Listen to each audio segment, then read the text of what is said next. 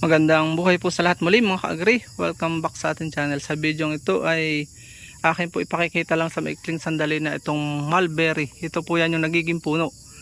Dalawang klase po yan. Itong isa ay yung mababa lang na dwarf. Yan po yung nakikita nyo sa screen. Yan po yung napakadaming mamunga.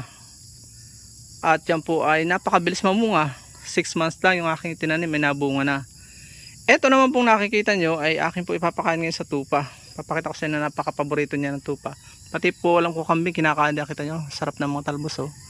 Hindi siya inaatake ng mga pest, kaya siya magandang ipakain sa tupa. So tara na, huwag na natin patagalin. Pakita ko sa inyo na ito ang paborito ng mga tupa. Let's go! Ayan, malayo pa gusto ng dukwangin. So may dalawa po akong inahin dito nakakulong. So pakita ko lang sa inyo na ito yung paborito nila. O yan o.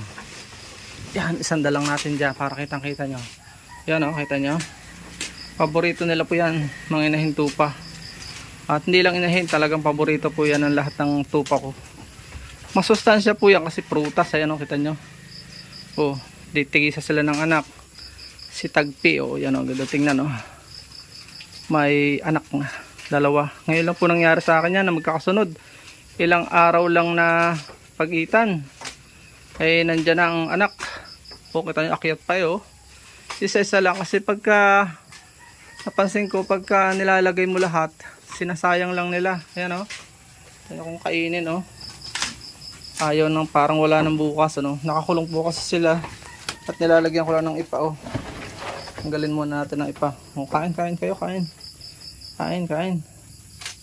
Mamaya ko kukunin yung isa para tigisa sila. Bakit gustong pang ipa? Busin mo yun. Yan ang sakit ng tupa pagka may nakitang pagkain, titikman lang lahat. Para din kambing. Gala ng gala yan hanggang sa pag napansin nilang ubos na, saka pipermis sa lugar. Magdidisiplina sila, hindi nila, kita mga tupa natin maliliit. Dalawa ang cute. Dalawang araw lang po ang pagitan. Dito nyo halos magkasin laki. Tinurukan ko kahapon itong si Tagpi. Yan o, siya sa dulo. Sundan nyo lang yung mga video para mainyong masundan.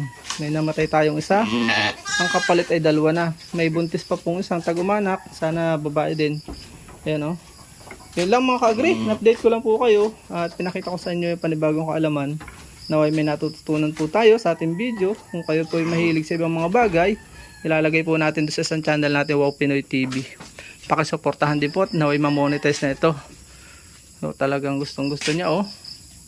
Yan o. Hanggang dito na lang po. Ayaw nating maghaba at makakaabala tayo sa mga nanay tatay natin mga ka-agri. So ipa naman nabalingan. Hanggang sa muli po nating tupa adventure. Bye bye and God bless. Hanggang dito na lamang po ang ating vlog. I hope na may natutunan po kayo at napagpala sa panonood. If you like this video at mahilig po kayo sa mga ganitong klaseng upload, please consider subscribing and hitting the bell icon so that you'll get notification sakaling may latest po tayong upload. Hanggang dito na lamang po. Maraming salamat. God bless. Bye-bye. Bye-bye muna. Bye-bye. Bye-bye muna. Bye-bye.